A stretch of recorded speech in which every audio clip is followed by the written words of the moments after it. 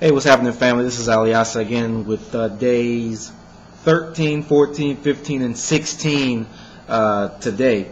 Don't worry, it's not going to be a long video. I'm not going to cover all those days. Well, I will. I'll give you a quick wrap-up, but I'm not going to go ahead and give you detail by detail of what transpired.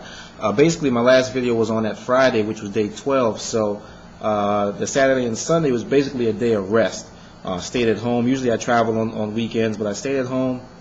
I was able to just, stay with the kids, relax, watch TV all day Saturday, do a couple things, but really just be with them. And then Sunday, just got myself up, out of the house and started pulling weeds out of my garden, out of my flower beds, and did that. And then, of course, did the house cleaning and then really rested.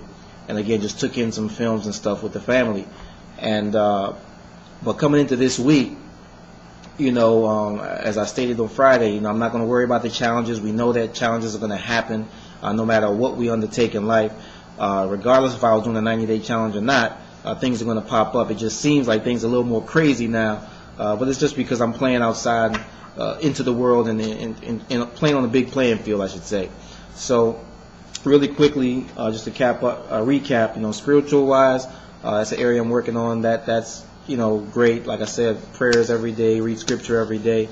And one of the things I was contemplating yesterday, or the things of whatever I'm going through, something I always turn to scripture. So, in the Bible, it led me to Job, and I read, some scripture on Job. I think it was Job 43, where it talked about how God blessed Job in the second half of his life, and the things that occurred then, and also what it made me reflect on is, man, I'm not going through half as much as what Job went through, so I had nothing to complain about.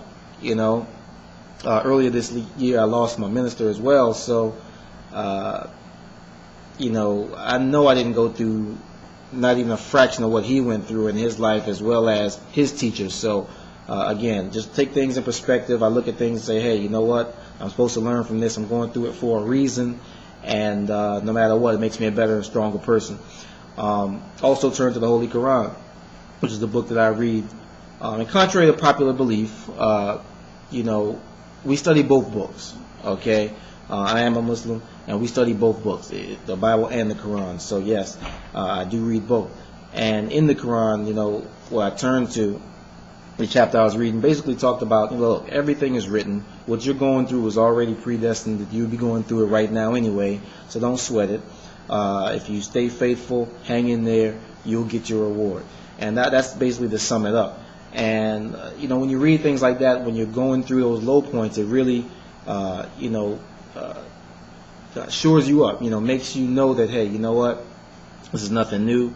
I'm gonna go through things anyway. All I gotta do is stay the course, learn from whatever I'm going through. And also in my prayers I say, hey, you know what, I know I gotta go through it for a reason. Thank you for putting me through it, but also thank you for letting me see it faster and learn from it faster, and not be so caught up into my own mess for a long period of time. So keep that in mind when next time you're going through something, all right?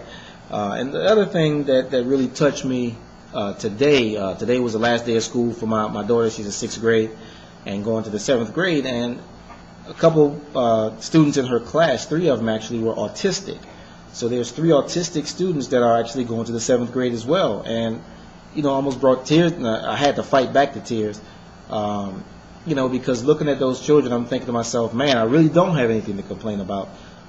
Thinking of what those kids have to go through, what their parents have to go through, emotionally, financially, to take care of them, and I'm blessed, and I got to really focus on that and not focus on the challenge at hand, and like I said, it just really made me not only happy for my daughter and what she's been able to accomplish. She got 5 awards, but also the fact that we really do lead a privileged life, and to really treat it as such and not worry about the little things. I mean, when I first got the call last week that my daughter needed glasses, I'm like, oh my gosh, she needs glasses, and all that kind of stuff. But that's nothing compared to what other people are going through, and I'm thankful. And I pray that it doesn't take a big tragedy to make me realize how precious life is, how precious my family is, and how blessed we are. So keep that in mind as well.